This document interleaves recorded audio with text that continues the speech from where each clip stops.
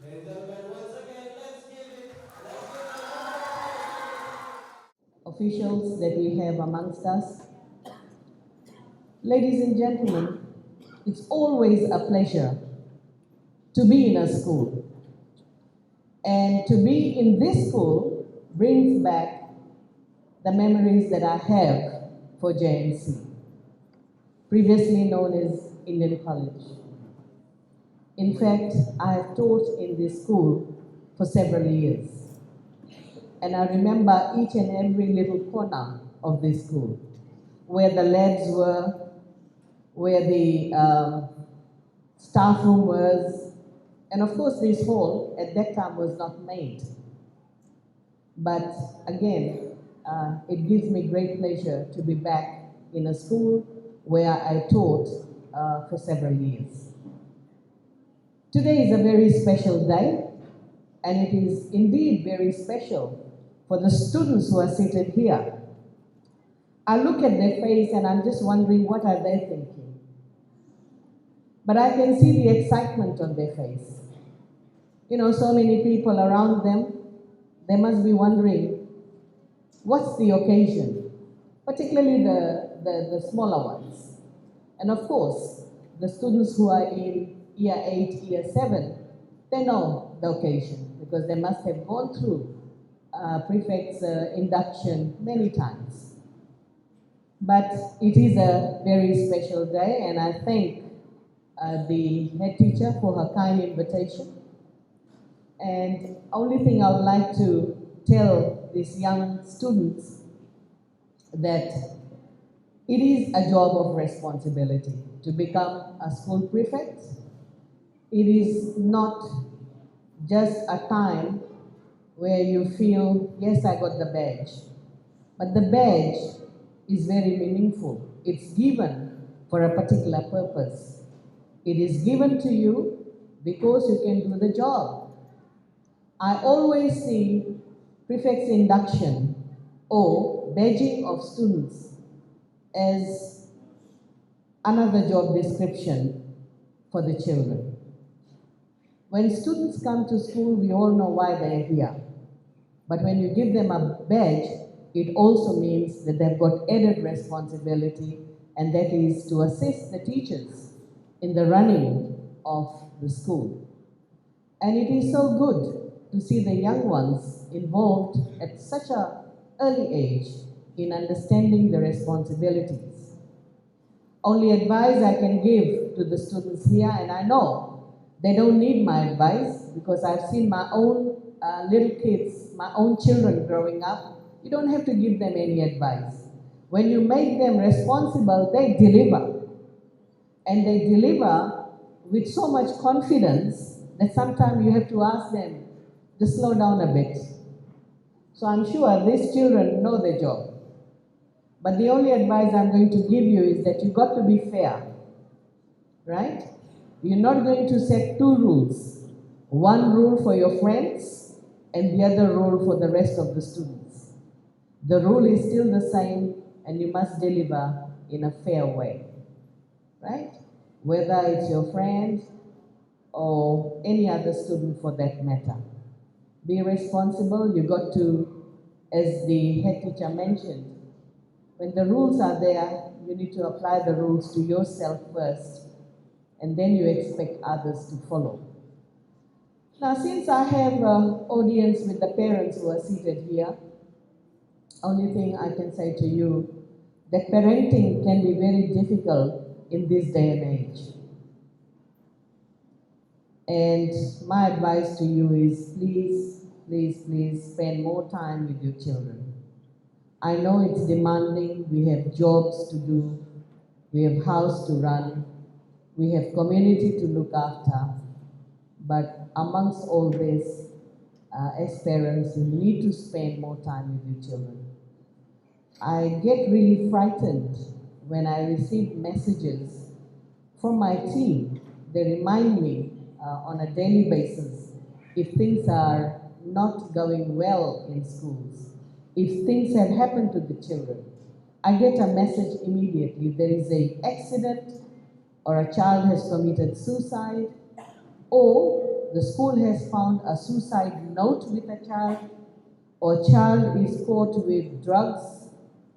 I get all this information on a daily basis, and I can say to you the last 2 days was not very nice. Not nice at all, because I received many messages of that nature. So I can understand uh, the parenting that is required for this day and age. Gone are the days when we had to raise our children, say 20, 30 years ago. There was less peer pressure, there was less disturbance, there was no such thing as, in those days, there was not even a television available. Forget about Facebook and social media. Now there is a lot of peer pressure, and we need to hold our children's hand and guide them throughout. And what they need is a lot of love and care.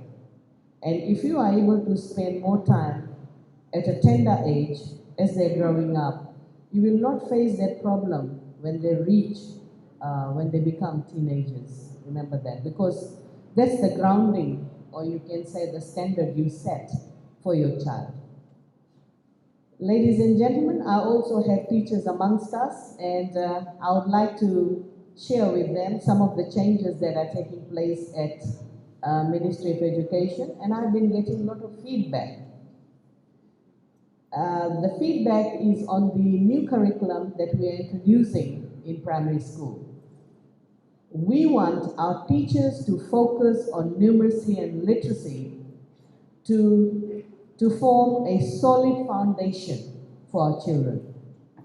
We have seen from the various um, uh, exams that our children have been sitting, as well as the research that has been conducted by the universities, we find that our children are not able to read and write properly. And that is a major concern for us, because if the numeracy and literacy is not good at such a tender age, forget about them learning difficult concepts when they reach secondary school. It's going to become even difficult for them. So based on the various findings, we decided that we need to bring back numeracy and literacy focus in school, so that the teachers can spend more time on these two subjects. So from this year, as you know, we have numeracy and literacy. We have also introduced civic and moral education that will help the parents as well in raising their child. All these subjects will be taught from year 1 right up to year 3. From year 1 to year 3, there is no examination in the school. In other words, they're not sitting for media exam, they're not sitting for annual exam, they're not sitting for term exam. Teachers can give them internal assessment, but there is no report where it says that the child has come first or the child has come second. Why we are not, we have made this decision is based again on various research, international research that has taken place over the years. Because we cannot stigmatize our children. It's not the right thing to do. By putting our little one, imagine year 1 students, you love your kids, year 1. They're so cute. And to tell them that you came last, you're not good. Someone else's child has come first, but you came last. So they live with that stigma, and they feel that they're not good anymore. And it's too early for us to put them into that category. And again, I know what is happening in our society. We tend to compare. We tend to compare how the children have done with our neighbors, with our friends, and with our family. We always boast, my child came first. What about your child? So the comparison starts at our home, and then of course at the community level.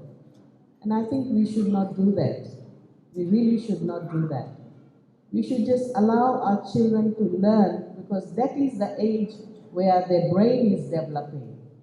And because the brain is developing at that tender age, we should allow them freely to learn without any major burden, or you can say with lots of competition around them. And finally, ladies and gentlemen, my focus is also on e-learning, because our children, no matter how young they know technologies. And these days, parents, because they are busy, gone are the days when parents would sing lullabies to the children. Gone are the days.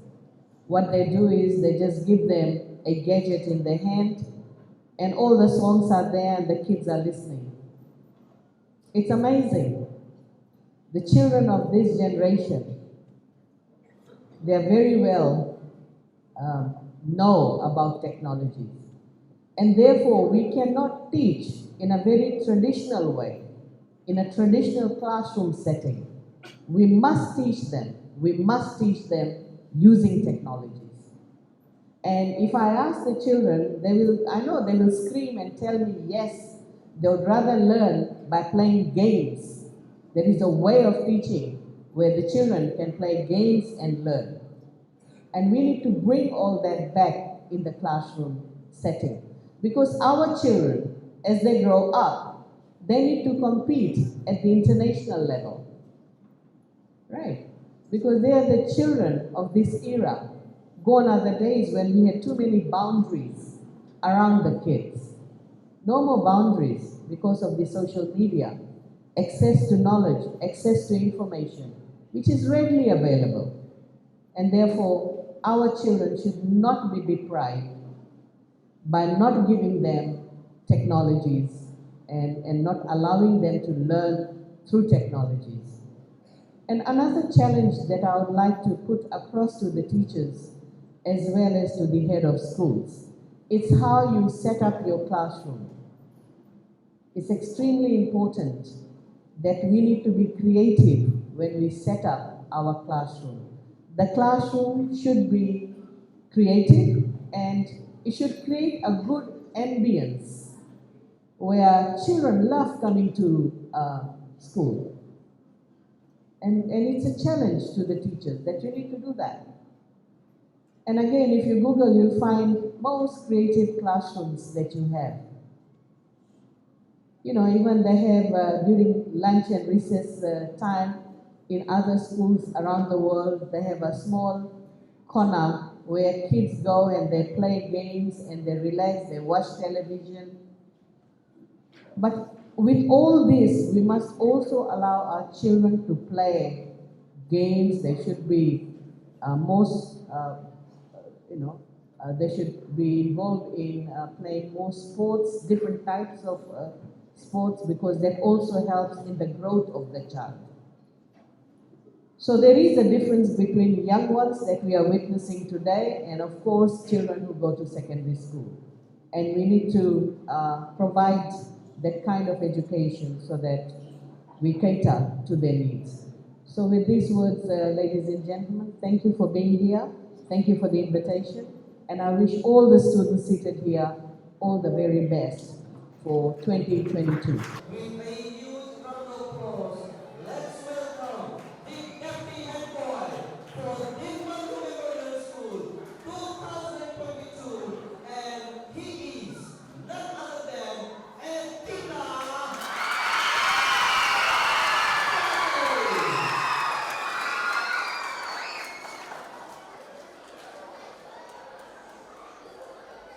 And to introduce our Deputy Head Girl, ladies and gentlemen, let's welcome our Deputy Head Girl for 2022, Kumar.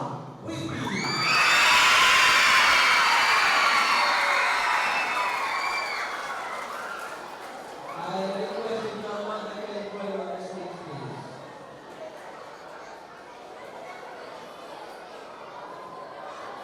Ladies and gentlemen, let's welcome our head boy for Deenbandho Memorial School 2022, ladies and gentlemen. He is none other than Ratu.